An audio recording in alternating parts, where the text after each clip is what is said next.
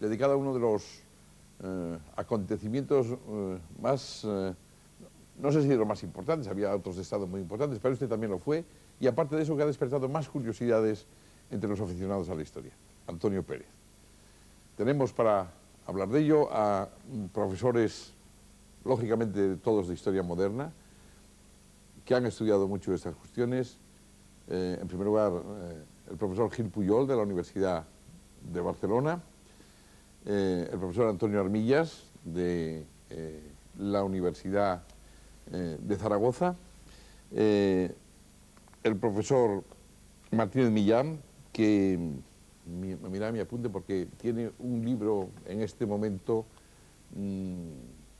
que está en pleno, recién salido, digamos, y además con un éxito tremendo, que es la configuración de la monarquía de España, pero que aparte además sirve de introducción a un libro para especialistas, para eruditos, pero que los que tengan de ustedes afición yo les aconsejo leer también, que es el Cabrera de Córdoba famoso. Y el que no es profesor, creo yo, no lo sé si además es profesor, es Martín Mingarro, Luis Martín Mingarro, que es decano del Colegio de Abogados de Madrid, y además es el autor el que ha dado origen al escrito sobre el que se basa este documental y que puede dar también origen a discusión. Yo diría que empecemos por Antonio Pérez, los grandes personajes, los protagonistas del documental, ¿no? Es que son, bueno, el rey es protagonista en todos los capítulos, pero en fin, aparte de eso, Juan de Austria, diría yo, Escobedo, Antonio Pérez y la Éboli, ¿no? Y quizá nos dé tiempo después a la justicia de Aragón, que también me parece importante. ¿Quién quiere empezar? No veo más que historias de reyes, escribió Voltaire, prefiero las historias de los hombres. Esto sería ya para terminar aquí el debate, pero no. Creo que merece la pena el buscar quién es quién de todos estos asuntos y así ya rompo el hielo. ¿Quién es de origen? ¿Cómo llega allí? ¿Cómo adquiere tanto poder? ¿Y cómo lo pierde? ¿No? Como lo pierde se ve un poco en el documental, pero en fin, ¿cómo empieza eso? Esa historia. Yo mismo puedo hablar. Los cuatro personajes que hoy nos van a servir para dialogar, pues son personajes muy poderosos en la monarquía de Felipe II, están junto al rey y pertenecen a un mismo grupo político. Es decir, todos les guiaban unos mismos intereses, unos mismos ideales políticos y, por supuesto, intereses personales. El problema, frente a este grupo, había otro que surgió después, con Antonio Pérez, Rodrigo Vázquez, el conde de Chinchón, etcétera, pero todos pertenecen a un mismo grupo político. Lo que sucede es que, andando el tiempo, por una serie de circunstancias y por una serie de ambiciones, se van a enfrentar entre sí. El líder de ese partido, o de ese grupo político, era don Juan de Austria, que muy bien lo va a utilizar el Papa para conseguir poner nervioso al rey. ¿De qué manera? Pues exigiéndole o nombrándolo rey primero de Túnez, después quería casarlo con María Estuardo y nombrarlo rey de Inglaterra, etcétera, etcétera. Y junto a él se puso un secretario muy ambicioso, que fue Juan de Escobedo. Don Juan de Austria era un caballero que siempre estuvo... ¿Quién era, perdón? ¿Quién era Escobedo? ¿De dónde venía? ¿Cómo fue pues rey? Escobedo era un criado y un secretario del príncipe de Éboli. Y cuando murió el príncipe de Éboli, amigo de don Juan de Austria, no solo pasa a servicio de don Juan de Austria, sino que también es amigo de la princesa de Éboli, es decir, de la viuda. Evidentemente, los intereses del verde y negro, como le decía Felipe II, o sea, Juan de Escobedo, pues van a entrar en contacto o van a entrar en contradicción con los intereses de Antonio Pérez y la princesa de Éboli. ¿Cómo había llegado Antonio Pérez a Felipe II también? Pues Antonio Pérez llegó a ser secretario de Felipe II por vía de su padre, que era Gonzalo Pérez. Gonzalo Pérez era un clérigo que había entrado en tiempos de Carlos V al servicio del secretario conquense Alfonso de Valdés. Era un humanista y Gonzalo Pérez heredó el humanismo de Alfonso de Valdés. Era una línea ideológica más transigente de la que se le iba a oponer, es decir, me estoy refiriendo a Diego de Espinosa, Mateo Vázquez, etc. Y que va a ser apoyada también por el príncipe de Éboli y después la princesa de Éboli. Estos dos personajes, en concreto Antonio Pérez, controlaban toda la administración, o gran parte de la administración, sobre todo lo referido a los reinos periféricos y sobre todo en relación con la Iglesia, en relación con el Papa.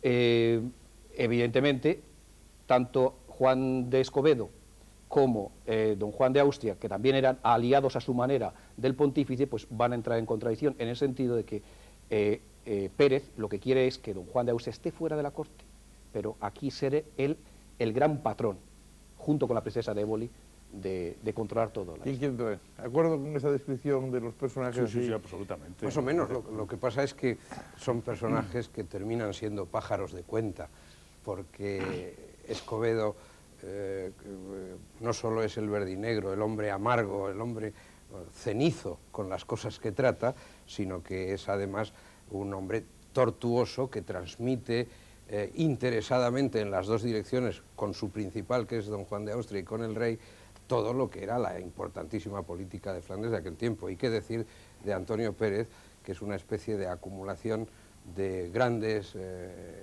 valores intelectuales y de una finísima percepción de muchas cosas, junto a la ambición y todos los males que nacen alrededor del poder, de manera que aquello choca luego y ya se acumularán sobre esta historia todos los males que vician las conductas humanas y sociales. Cuando hablan ustedes de ambición, hablan de ambición con respecto a otros grupos de la corte, porque supongo que nadie pretendería desbancar al rey de todos ellos, ¿no? No, por supuesto, desbancar al rey no, pero establecer unos tentáculos de poder que van colocando personas influyentes en los principales puestos del reino, eso por supuesto. Vemos como pues, el partido al que se refería hace un momento el profesor Martínez Millán, que va a ser una de las personalidades más conspicuas, el conde de Chinchón, va colocando a todos sus familiares, porque son clientelazgos muy próximos, que luego, naturalmente, en cualquier momento que pueden pasar la factura correspondiente, tocar arrebato y formar todos una piña, ¿no? Esto además pone de relieve la característica del aparato público de aquella época, mucho menos maduro de lo que la idea convencional recibida acerca del rey burócrata y por extensión la monarquía hispánica como la delantera en este desarrollo burocratizador nos ha explicado. Sin duda, desarrollo burocrático lo había, pero en una situación mucho más fluida, mucho menos cristalizada de lo que pensamos, y es ahí donde las maniobras de los personajes tan influyentes repercuten en la vida pública. El peso de los personajes es siempre decisivo, pero en una situación burocrática menos madura de lo que pensábamos, todavía más. Lo que pasa es que aprenden muy deprisa. Con un Estado que todavía no lo es, ya tienen la razón de Estado muy bien construida por los ideólogos del tiempo. No olvidemos que es de Guicciardini la primera vez que aparece la expresión en 1521, y que realmente articula toda una política de poder y abre el horizonte de aplicar la ley contra la ley, por ejemplo, el horizonte de buscar la excepcionalidad para salirse del cauce de la ley. Realmente la maduración iba mucho más desde la perspectiva de justificar las cosas que desde la perspectiva de que la estructura del Estado las justificara. Martín Mingarro relaciona aquellos tiempos con esto, lógicamente. Bueno, su profesión no me contaba hace un rato, nos contaba a todos que de esa época, además no lo saben muchos de ustedes, otros sí, data precisamente la creación del Colegio de Abogados. Así es, así es. Y los abogados de Escobedo y luego los de don Rodrigo Calderón son de los abogados fundadores del colegio, abogados que dan la talla de lo que es ejercer el derecho de defensa en unas condiciones verdaderamente difíciles, enfrentándose a la majestad del poder. No se enfrentan solo al aparato de la justicia, sino sabiendo que el aparato de la justicia está conectado con el poder omnímodo del rey soberano. Más aún, cuando el propio rey, su papel principal en la época era concebido como juez, el mejor alcalde del rey. De tal modo que no era solo su majestad en este sentido convencional, era la encarnación misma de la justicia, el propio soberano. Es un tiempo en el que se está empezando a alumbrar la separación de los poderes de una manera muy tímida, muy tímida. El juez Coke en Inglaterra solo será 30 o 40 años después cuando pueda empezar a articular esa premisa que hoy nos parece intocable, ¿no? Un paso más adelante, en esta guerra de ambiciones y y tradiciones también. ¿Qué hay de las tradiciones posibles o de tradición posible de Antonio Pérez, precisamente, de la famosa venta de documentos, secretos de Estado y demás a los enemigos del rey? Eso está probado. Digo, en ese tiempo, no después ya cuando haya un enfrentamiento, ¿no? En ese la venta de documentos, yo creo que se ha dicho más, sobre todo en lo relativo a Flandes, yo creo que se ha dicho más de lo que en realidad existió. Lo que sí es evidente es que Antonio Pérez era un espía dentro, es decir, cercano al rey. Lo que pasa es que después la leyenda pues lo ha achacado, lo ha mezclado con los amores de la princesa de Éboli, que ni tuvo amores con el rey ni con Felipe II. El caso de Antonio Pérez es... ¿No tuvo amores con el rey ni con Antonio? Ni con Antonio, ni con ninguno de los dos. Eso está Eso es una necedad que no lo admite ni siquiera a alguien, es decir, que piense lógicamente, y mucho menos si se ven los documentos. Es decir, ni con el rey, y esto no significa que el rey fuese un virtuoso, al revés. Es decir, el rey tuvo muchas amantes y a ninguna de sus 4 mujeres le fue fiel. Es decir, hasta última hora tuvo por ahí sus andanzas.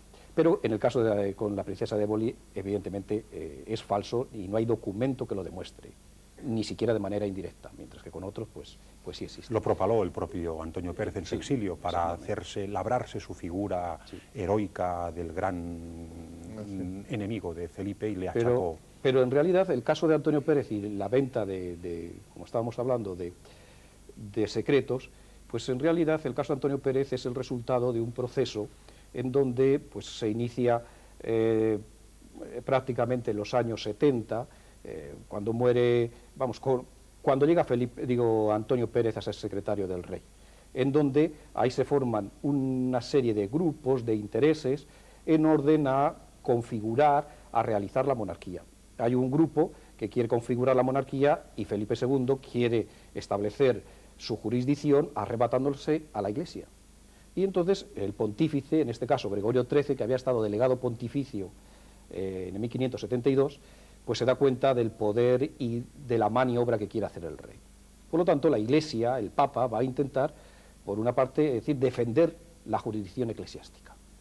¿Y cómo lo va a defender? Pues la mejor forma que tiene es formar un grupo político o partido político, por supuesto no he entendido partido en el sentido actual, que le controle al rey y que le informe. Y efectivamente, dentro de ese grupo político, el líder es alguien que le podía doler mucho al rey, que es don Juan de Austria. Don Juan de Austria es siempre muy bien visto por Gregorio XIII. Y lo nombra, no es de Felipe II, sino esa imposición de Gregorio XIII quien lo nombra jefe de la Armada de Lepanto. Perdón, de Pío V, y después Gregorio XIII lo nombra para la conquista de Inglaterra, etcétera. Junto a él, evidentemente, Antonio Pérez, que era el secretario personal del rey y que le podía controlar. De hecho, el embajador español en Roma, don Juan de Zúñiga, escribía al rey diciendo: siempre que vamos a hablar con el pontífice, ya sabe lo que le vamos a decir. Ahí pasaba algo.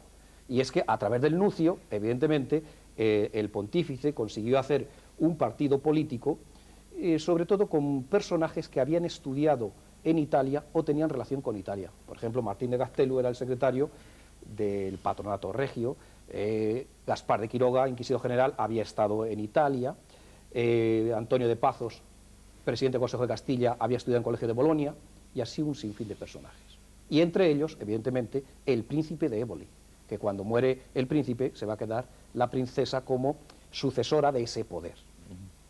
Y entonces hay un poder, un partido político que podríamos denominar castellanista, no en el sentido actual de castellano, pero que es contrario a este, encabezado por Mateo Vázquez, que ahí se forma una pugna. Y de hecho, el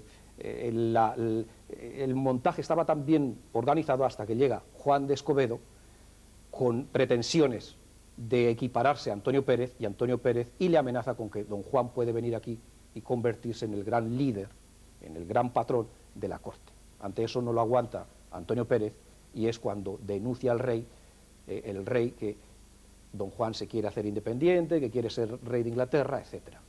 ¿Y quiere entrar en esta parte del asunto? Bueno, yo me gustaría decir que es en ese momento cuando la cabecera del Estado, el rey, con su privado, que no se llamaban entonces así, pero que ya lo era, con su consejero áulico más importante, van maquinando que habrá que acabar con el verdinegro. Y entonces ya no entra solo la lucha de partidos, entra el crimen. Entra el crimen, entra la sangre. Y entra la sangre por razón de Estado. Y aquí ya se viene la provocación de toda la cascada de acontecimientos que luego van a condicionar la historia, que se ha escrito y reescrito de mil maneras, pero que nace sustancialmente de que la lucha por el poder lleva a esa decisión. Me he quedado callado por si alguien quiere... Pues sigo entonces preguntando. Y o sea, que se entiende entonces que de todas maneras da la impresión de que eran todos del mismo partido, pero se pegaban entre ellos. Quiero decir, que ninguno era muy de los castellanistas, ni Escobedo, ni Juan de Austria, ni Antonio Pérez. ¿Quién era entonces el que podíamos considerar hoy de confianza de Felipe II? ¿Mateo? No, el de confianza era Antonio Pérez, desde luego, Claro, pero va surgiendo otro secretario, cosa curiosa también, hijo ilegítimo de un clérigo, que era Mateo Vázquez, y que va acumulando una serie de personajes en torno a él que tratan de quitar de en medio y de denunciarle ante el rey las tramas que lleva. Y el rey se da cuenta, es decir, el asesinato de Escobedo va a ser el argumento para quitarlo de encima a Antonio Pérez, que por cierto el rey era consciente de que, es decir, el quitarlo de encima se comienza por una visita a los secretarios. En el año 78, bueno, en el año 79, en el año 78 es el asesinato de Escobedo y en el año 79 se produce la detención de Antonio Pérez. Y es entonces justamente cuando el rey se va a Portugal, en la conquista de Portugal. Curiosamente, el partido de Antonio Pérez, el partido papista, por llamarlo de alguna forma, era contrario a que Felipe II conquistase Portugal. No quería, porque era darle, el Papa creía que era darle mucho poder, mientras que el partido castellanista, evidentemente, quería la toma de Portugal. Vamos a dar un salto, si les parece, y luego volvemos, si hay tiempo, que no lo creo, a esta época, pero vamos a dar el salto hacia el conflicto como consecuencia de todo lo que pasa con Antonio Pérez, detención, condena a muerte, fuga y demás, al conflicto con Aragón, ¿no? El conflicto con Aragón viene determinado por una situación verdaderamente explosiva que estaba viviendo el reino y que tiene un enconamiento generalizado con el propio Felipe II, Felipe I en Aragón, pero vamos a llamarle segundo para generalizar y no inducir a confusión. Esta situación explosiva se va a plantear en cuanto que Antonio Pérez huye de la justicia del rey y se refugia atravesada la raya del reino, por Ariza, se refugia en el convento dominico de Calatayud y allí invoca el privilegio de la manifestación. El privilegio de la manifestación representaba una garantía procesal. A partir de ese momento, los ciudadanos, vamos a llamar así por entendernos, aragoneses, entendiéndose que son ciudadanos libres, o sea, no son vasallos de señorío, pasaban a tener una serie de garantías procesales, como que no podía serles aplicado tormento, que el propio justicia mayor del reino vigilaba la pureza del procedimiento, en fin, una serie de garantías muy modernas que venían siendo característica del régimen jurídico aragonés, un régimen jurídico que se apoyaba sobre todo en una gran literatura jurídica. Comentábamos hace un momento, y creo que es interesante decir aquí, que entre 1476 y 1592, por citar la fecha en que está la cresta de la ola del problema del reino con el rey, en Aragón se producen alrededor de 400 obras de carácter jurídico, bien generalista y que superan la instancia de parte, que han sido recogidas por un profesor de Historia del Derecho de la Universidad de Zaragoza, y de las cuales se editan alrededor de 250, lo cual da idea de la gran importancia que tiene todo el aspecto jurídico. Pero todo lo que se está gestando en el reino de problemas de índole económico, de inseguridad pública, de bandidaje, de animosidades, de banderías, todo esto pues, está creando una situación verdaderamente compleja y llega en esta especie de balde de gasolina Antonio Pérez a sacudir la ceniza no voy a decir un cigarro porque sería impropio en ese momento todavía, pero la explosión que se produce es enorme, ¿no? Y va a atraer una serie de gentes que tienen animosidades contra el rey. Es curioso profesor Gil Puyol ha estudiado esto de manera muy precisa, es curioso que a Calatayud va una auténtica peregrinación de gentes a traer, como si fuese un rey, dice el propio conde de Luna, a Antonio Pérez. ¿Qué representaba Antonio Pérez? No representaba algo muy sencillo, representaba el que ha levantado la voz contra el rey. Hasta ese momento nadie se había atrevido en el reino y ahora viene alguien perseguido por la justicia del rey y que va a encontrar el terreno propicio en Aragón. No, era para facilitar una expresión más de la época, efectivamente, no era ceniza, pero una centella. La expresión que cronistas aragoneses posteriores, a la hora de relatar aquellos sucesos, achacan a Antonio Pérez buena parte de la causa de semejante problema y lo tildan de la centella que vino a poner fuego, efectivamente, en una situación que era realmente explosiva. Era una situación realmente explosiva, pero que pienso que no hay que verla tan solo como la del rey de la monarquía hispánica con uno de sus reinos, que en parte era eso, por supuesto, pero también era la del rey de Aragón con su propio reino aragonés, porque Felipe I de Aragón era rey de Aragón. De tal modo que el conflicto no es solo, digamos, monarquía española-Aragón, que en parte lo era, porque el punto de vista que adoptó Felipe II, naturalmente, era el del conjunto de la monarquía española, pero también es un conflicto interno aragonés, el del rey de Aragón con su propio reino. Se establece, se generaliza la conciencia de que Aragón no tiene el trato que debería otorgársele por parte de su príncipe, del rey Felipe, que los asuntos aragoneses son desconocidos en la corte. En buena parte hay algo de esto y quiero referirme a dos citas concretas. Una del príncipe de Éboli en 1562, que a una carta del duque de Villahermosa diciéndole que por qué no se moja en los asuntos de Teruel y Albarracín, contesta el príncipe de Éboli con unas frases enormemente elocuentes que dice: yo, señor, soy lego en materia de fueros y por no pecar o por no errar en esas cuestiones prefiero dejar a los expertos, porque las de acá, se refiere a las cortes y a las cosas de Castilla, como son de esas donde se apacientan las ovejas, puedo entenderlas, pero las de Cataluña son cabras y en Aragón son tan dificultosas que ni siquiera me atrevo a entrar en ellas. Esta es una expresión clara de un hombre de Estado, del desconocimiento de los asuntos de Aragón y el dejarlos un poco aparcados. Y por el mismo tiempo, el conde de Luna también dice algo muy significativo. Piensan los castellanos que solamente se puede gobernar conforme a sus leyes y no aceptan que haya otras formas distintas de gobierno. Aparte de que da la impresión de que Antonio Pérez, de todas maneras, tenía mucha fuerza incluso antes de beneficiarse de estas tensiones, puesto que al fin y al cabo consigue huir, el rey toma cautelas contra él, o sea, no es así una cosa que se haga de un día para otro, vamos, toda esta caída de Antonio Pérez, ¿no?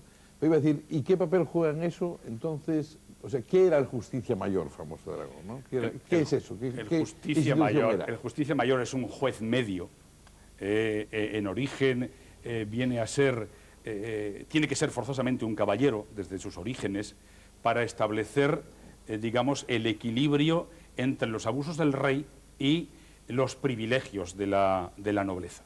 Ahora, en este momento ya, porque estamos avanzando ya en el siglo XVI, lo que ha llegado a ser es un juez que tiene la vigilancia y la interpretación de los fueros, es un juez que garantiza estas garantías procesales y que, por lo tanto, que también tiene sus propias cortapisas. Hay un tribunal superior, que es el Tribunal de los Judicantes, lo que se conoce como la 17ª, que 17 juristas pueden poner en cuestión, y de hecho pone las decisiones de justicia, pero sobre todo hay que tener en cuenta que es una corte, que el justicia, que es un cargo hereditario, que se establece en dinastías, él no emite las sentencias, él las firma, pero tiene una corte, donde están los lugartenientes de la justicia y donde están los expertos, los jurisperitos, que son los que dictan esas sentencias. Al final el conflicto de Antonio Pérez se convierte digamos, en una guerra, se puede decir, en una ocupación de reivindicación del poder del rey, una palabra, con respecto a su reino de Aragón, ¿o no? No. Yo veo, tenemos 5 minutos para esto, ¿sí? Desde mi propia óptica de investigación, desde la corte, evidentemente, y mis compañeros desde el punto de vista del reino de Aragón como investigadores que son y que han utilizado sus archivos. Desde la corte, al llegar el año 90, no es solo el reino de Aragón, la monarquía estaba ya cansada del reinado de Felipe II, porque hay ciertas sublevaciones en los distintos, no solo en Aragón, sino por ejemplo está en el año 90 o 91 en Ávila, que se sublevan contra los millones y que Felipe II recuerda y dice, no, si estos ya fueron comuneros, ¿cómo me van a querer a mí? Y también en Madrid, que se sublevan contra unas medidas que dan para la construcción de edificios, es decir, que... y Sevilla, y muy pronto Nápoles, sí, y Palermo. Hay una serie de... Es decir, que ya era el peso muy fuerte de la monarquía, ¿no? La propia Cataluña en aquellos años conoce un tipo de conflicto, no de orden público, pero jurídico-político muy intenso a finales de la década de 1580, que también visto desde la perspectiva de la corte es una sensación de que distintos territorios están empezando a alzar la voz. Sí, es decir, un malestar que eso efectivamente existe en Aragón. Desde el punto de vista político, lo que yo puedo percibir es que el partido de Antonio Pérez, para seguir con la misma terminología, es decir, el partido papista, lo que quería era una monarquía, la construcción de una monarquía, diríamos, para entendernos, más confederal. Mientras que el partido castellanista lo que quería era que todos los reinos de la monarquía estuvieran subordinados a Castilla. Castilla era la que ponía más dinero y todos deben estar subordinados. E ideológicamente eran mucho más intransigentes, mientras que el partido de Antonio Pérez era mucho más transigente, más humanista. Y lo que ocurre en Aragón es que la radicalización del fenómeno de teología revolucionaria va a poner sangre nada menos que en la persona del representante personal de Felipe II, el Marqués de Almenara. El Marqués de Almenara, pariente del conde de Chinchón, persona que ha llegado al reino a comprar voluntades en relación con el pleito del virrey extranjero.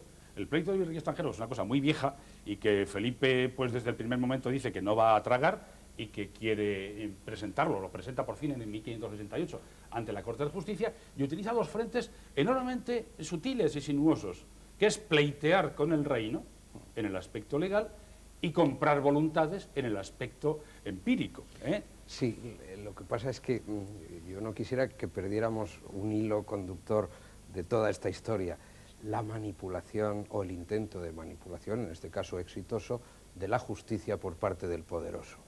De todos estos años transcurre un amplio espacio de 8 o 10 años donde solo se persigue a Antonio Pérez por corrupción. Nos suena, ¿verdad?